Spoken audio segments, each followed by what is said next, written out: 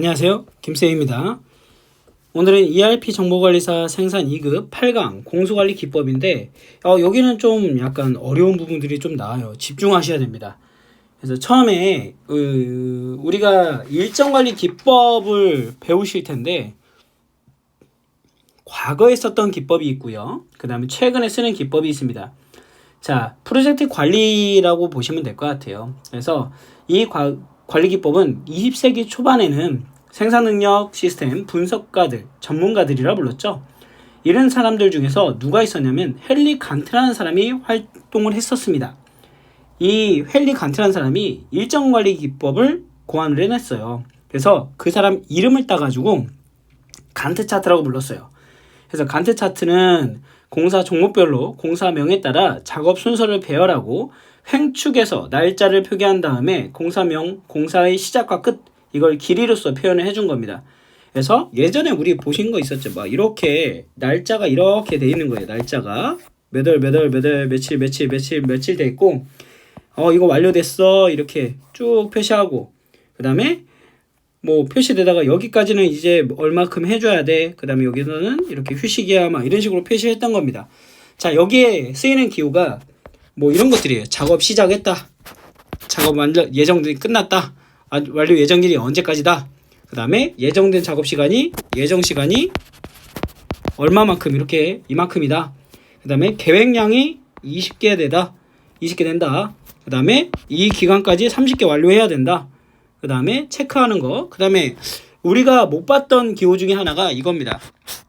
이렇게 된 게 있어요. 이렇게 지금 여기다 제가 쳐놨죠. 이건 뭐냐면 작업 지연이 됐어요. 그래서 회복에 예정된 시간, 이 작업 지연을 회복 예정하는데 얼마나 걸리겠느냐, 이건 이렇게 표시했었습니다. 그 다음에 완료된 선은 방금 전 제가 친 것처럼 굵은 걸로 완료됐다 이거죠. 이런 식으로 갖다가 표현하는 걸 우리가 뭐라 불러? 간트 차트라고 불러요. 간트 차트. 그래서 간트 차트는 보시면 알겠지만 한눈에 볼 수 있게 일목요연하게 볼 수 있죠. 그래서 실질적으로 예전에 많이 썼다 하더라고요. 근데 단점이 좀 있습니다. 뭐냐? 보시면 알겠지만 두루뭉술하죠. 그래서 정확한 작업 공정이 시작과 끝나는 시간을 그 안에 일어난 디테일한 걸 몰라요. 시작과 끝은 알 수 있지. 그러니까 여기서는 유용성에서 보면 시험 문제에 제일 많이 나온 게 뭐냐면 유용성이 아닌 것은 전체 공정 시간 알 수 있습니다. 시작과 끝은 알 수 있죠. 그 다음에 작업 완료 시간도 알 수 있습니다. 작업 시작 시간도 알 수 있습니다. 하지만 그 안에 들어가는 세부적인 정보를 갖다가 우리가 알 수 없어요. 일정 변경을 유연하게 할 수 없고 복잡하고 세밀한 일정 계획을 적용하기 힘들고 그 다음에 작업들 간의 유기적인 연결성 그런 거 보기 어렵습니다. 그래서 이런 것들이 단점이 돼서 다른 게 나았다 이 얘기죠. 그 다음에 그럼 방금 전에 제가 막 얘기를 했는데 간트 차트의 유용성 뭘까요? 시간 알 수 있다. 무슨 시간? 전체 시간. 전체 시간 알 수 있고요. 그 다음에 각 작업 완료 시간. 완료 시간도 알 수 있습니다. 또 뭘 알 수 있죠? 그죠? 각 작업의 시작 시간, 다음 작업, 이전 작업이 끝나면 다음 작업 시작 시간도 알 수 있죠. 뭐 기본적으로 이런 것도 알 수 있어요. 자, 그 다음에 기호라는 거 방금 전에 얘기했죠. 뭐가 있었죠? 시작됐다. 시작. 그 다음에 완료 예정일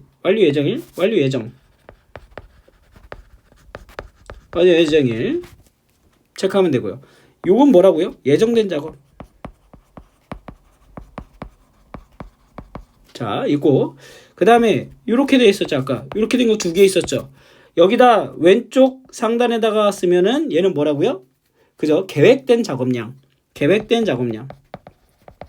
다음 얘는 그죠? 완료해야 될 작업량. 일정 기간까지 완료해야 될 작업량. 해야 할 작업량. 자, 그 다음에 요건 아시죠? 요거 체크라는 겁니다. 검토한다는 얘기죠. 그 다음에 우리가 좀 기억해야 될 거 요거는 뭐라고요? 회복 예정 시간. 회복이 예정된 시간.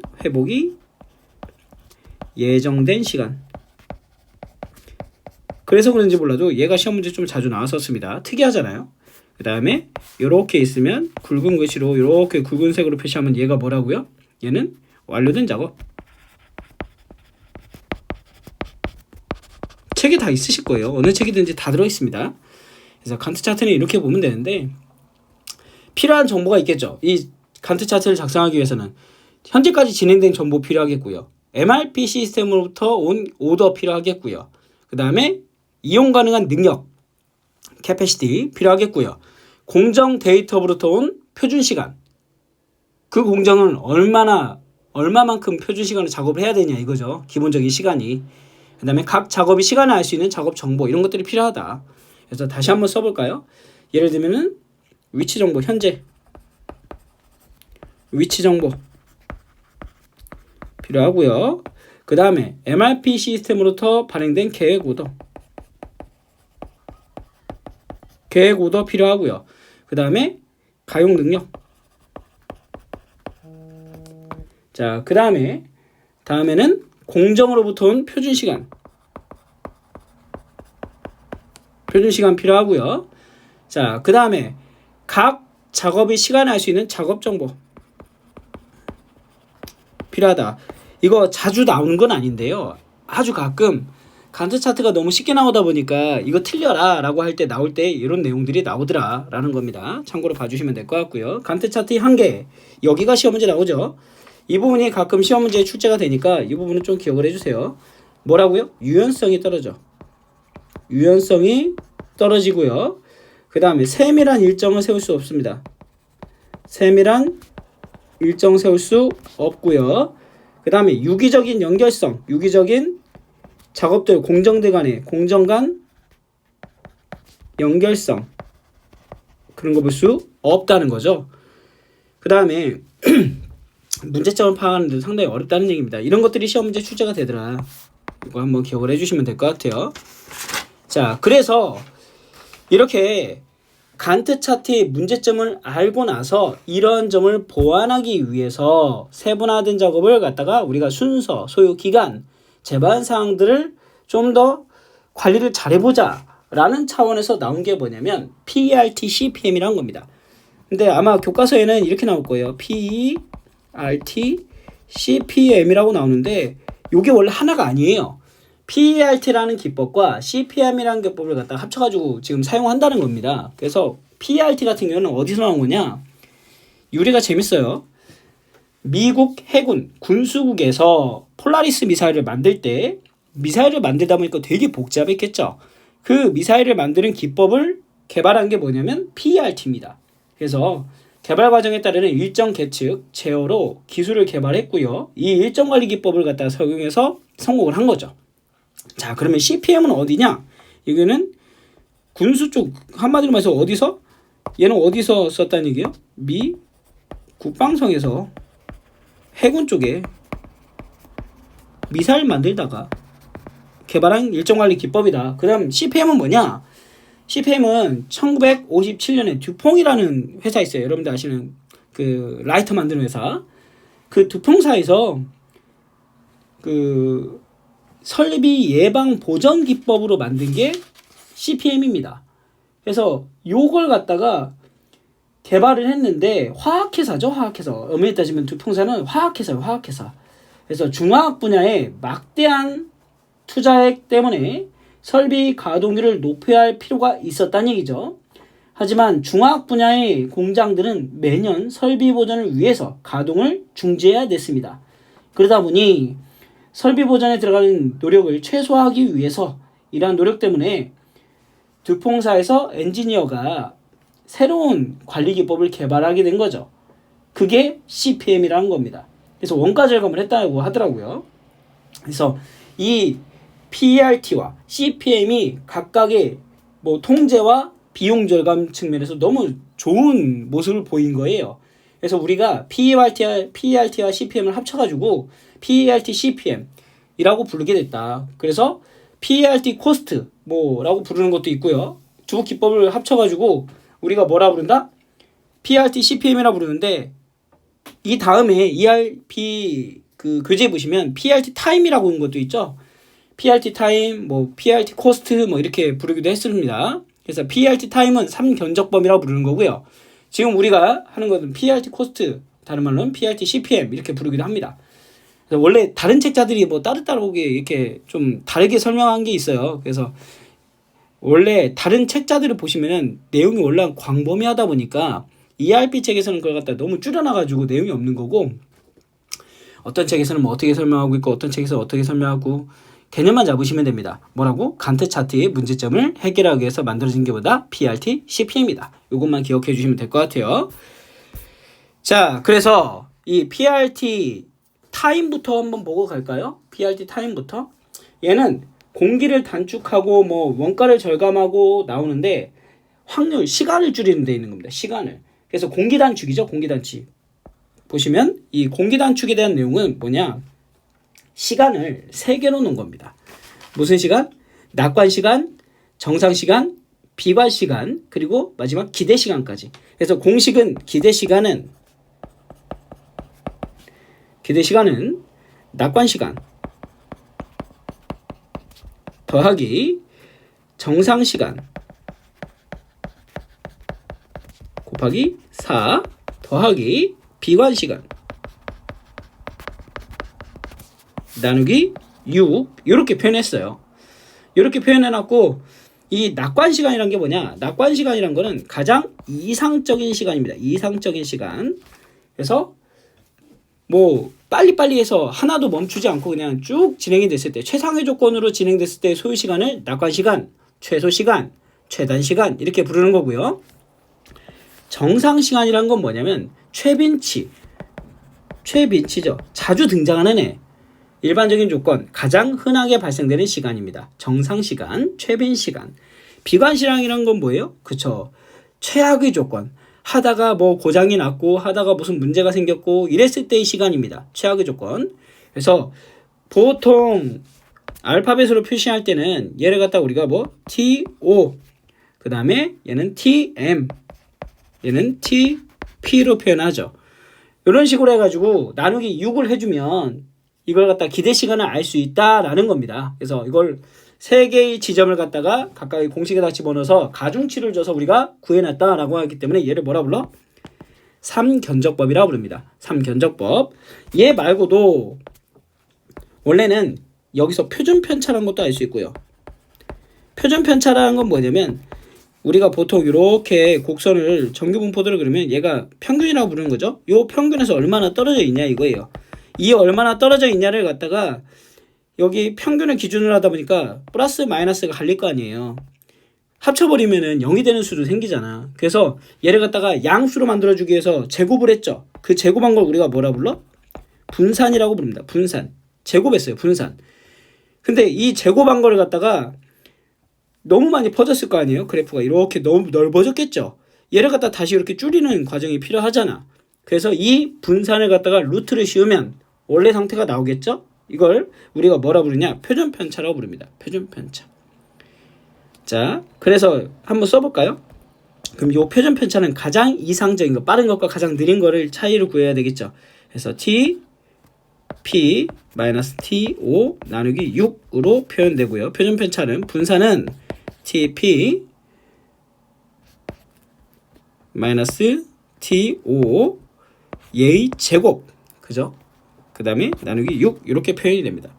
이것만 기억을 해주시면 될 것 같아요. 뭐 특별한 건 없습니다. 시험 문제 자주 나오지는 않아요. 그냥 이런 공식이 있구나. 누가 자주 나와 그러면? 그렇죠. 기대 시간이 자주 나옵니다. 기대 시간 기억해 주시면 될 것 같아요. 이건 그냥 참고.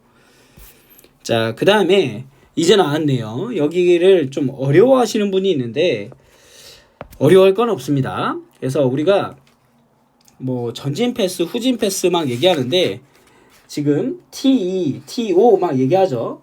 여기서 여러분들이 기억하실 거는 이 시간에 따른 단계를 얘기하시면 될 것 같아요. 단계를 갖다 기억해 주면 되고, 자, 원래는 여기 네트워크 기호 표시도 있어요. 여기서 지금 이 동그라미란 건 뭘 뜻하냐면 작업이 완료와 새로운 작업이 표시되는 노드를 뜻합니다. 이벤트 사건을 의미하죠. 그래서 네트워크의 기준이 되는 거고요. 그 다음에 가지라고 부르는 이 화살표가 있는데 이 가지는 작업들 간의 선호 관계를 얘기해요. 그래서 먼저 얘가 끝나면 다음으로 넘어간다는 얘기고요. 지금은 여기서 안 그려져 있는데 이렇게 점선으로 된 애가 있어요. 얘는 가상의 작업 간의 선호 관계입니다. 그래서 명목상 선호 관계 막 이렇게 얘기하긴 하는데 이런 것들 여러분들이 알고 있는 게 좋죠. 그래서 T2라는 거는 제가 T2와 TL이라고 적었는데 T2라는 거는 각 단계에서 가장 빠른 예정일입니다. 가장 빠른 예정일. 빨리 도달할 수 있는 시간. TL은 뭐예요? 가장 늦은 시간. 작업을 가장 늦게 해도 되는 시간. 자, 그러면 TL에서 T2를 빼주면 우리가 흔히 말하는 여유라는 게 생기겠죠? 작업 간의 여유가 생기겠죠? 왜? TL까지만 해도 돼요, 원래는. 근데 우리는 빨리 하다 보니까 T2에 끝낸 거잖아요? 그러면 그 공정에서 여유가 생기겠죠? 그러면 이거를 갖다가 전진계산법과 후진계산법이라는 게 있는데 전진계산법은 각 단계로 넘어가는 겁니다. 마디마디로. 그래서 어느 교과서에 보든지 되게 복잡하게 되어 있습니다. 간단하게 보여드릴게요. 자, 우선은 0을 적습니다. 0. 시작은 0이겠죠?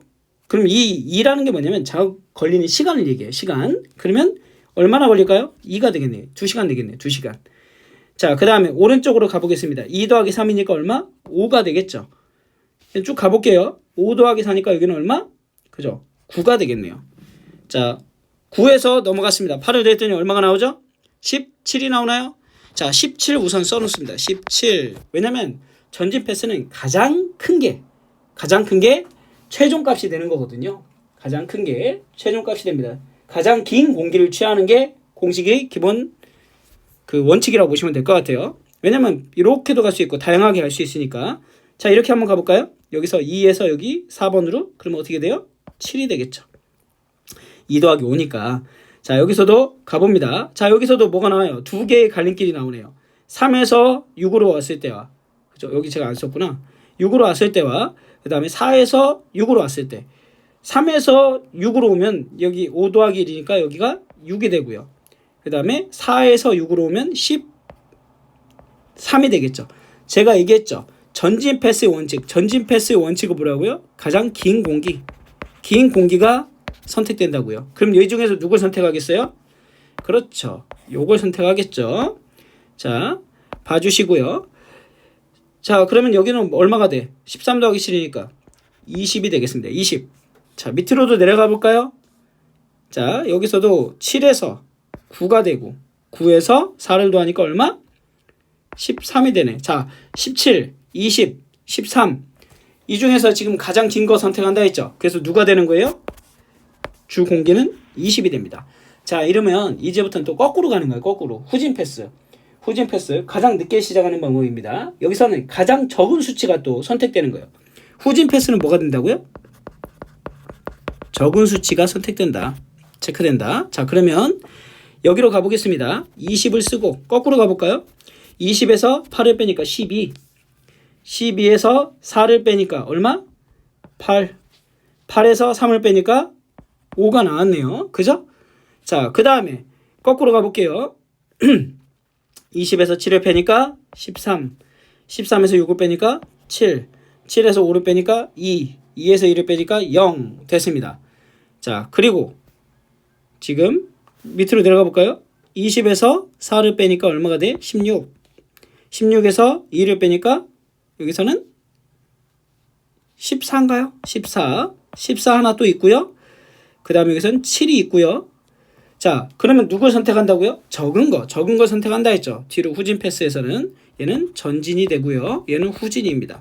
그래서 결국에는 지금 요게 선택이 된 거죠. 요거. 지금 제가 빨간색으로 칠하는 얘네들이 선택된 겁니다. 이 공정을 우리가 뭐라고 불러? 주경로라고 불러요. 가장 길고 그 다음에 이 T2와 TL을 뺀 숫자가 0이었을 때 이 경로를 우리가 뭐라고 부른다? 주경로라고 부른다. 주경로라고 부르는 겁니다. 시험에서 그래서 네트워크의 주경로를 발견해봐라. 즉 시작 단계에서 완료 단계까지 시간이 가장 오래 걸리는 시간을 주경로라고 부릅니다. 주경로. 근데 시험 문제는 가장 빨리 걸리는 시간 이렇게 얘기하는 거죠. 엄밀히 따지면 순서 볼까요? 1, 2, 4, 6, 8이 되겠다. 근데 지금 여기 5번 공정에서 보시면은 자, T2는 9시간, TL은 12시간이죠. 즉 12에서 9를 빼. 그럼 이걸 우리가 뭐라 부른다고요? slack, 여유라고 부른다고요. 여유. 즉 이 여유가 각 단계에서 생긴다는 얘기입니다. 그래서 이게 만약에 단계별 여유가 T 제가 여기다 쓸게요. 이거 파란색으로 쓰는 게 나을 것 같아요. T2에서 뭐 TL을 뺐을 때 거꾸로 빼야 되겠죠. TL에서 T2를 빼야 되겠죠. TL에서 T2를 뺐을 때 얘가 만약에 0보다 크면 이거 우리가 뭐라 불러요? 그쵸? 정의여유라고 부릅니다. 정의여유. 만약 얘가 0보다 작으면 부의여유. 얘가 만약 0이면 뭐라 불러요? 그죠? 영의여유라고 부릅니다. 영의여유. 그래서 시험 문제에서는 요 단계, 주단계를 구해봐라 라는 문제가 나오기도 하고요. 지금처럼 주경로를 발견해봐라 라는 문제가 나오기도 하고요. 어느 단계의 여유가 얼마입니까? 라는 문제가 나오기도 합니다. 이 문제는 상당히 어려운 문제입니다. 그래서 뭐 영의 여유는 자원 배분이 잘 되고 있는 상태, 최적 상태가 되겠죠. 정의 여유는 뭐야? 자원이 남아도는 거죠. 남는 거고. 부의 여유는 모자란 거죠. 모자란 거. 그래서 이 PRT, CPM 계산 방법은 여러분들 그렇게 어렵지는 않아요. 그래서 시험 문제 나중에 보시면은 그 복잡하고 어렵게 되지는 않으니까 여기까지는 좀 기억을 해주시면 될 것 같고요. 나중에 좀 더 디테일하게 더 들어가면 더 복잡하고 어려운 내용이 있거든요. 거기까지는 들어가지 않겠습니다. 그 다음에 오늘은 여기까지 해서 마무리 짓고 작업 우선순위 결정이라는 게 있는데 원래는 이것도 우리 책이 없었어요. 근데 최근 몇 년 동안에 기출문제가 계속 되다 보니까 이 작업 우선순위 결정도 안에 고려 원칙이 좀 세밀하게 들어가는 것 같습니다. 그래서 이 부분까지도 다음에 보도록 하겠습니다. 자, 오늘은 여기서 마무리 짓고요. 여러분들이 주경로 구하는 거, 그 다음에 PRT, CPM, PRT 타임 구하는 거 기억을 해주셨으면 좋겠습니다. 자, 수고하셨습니다.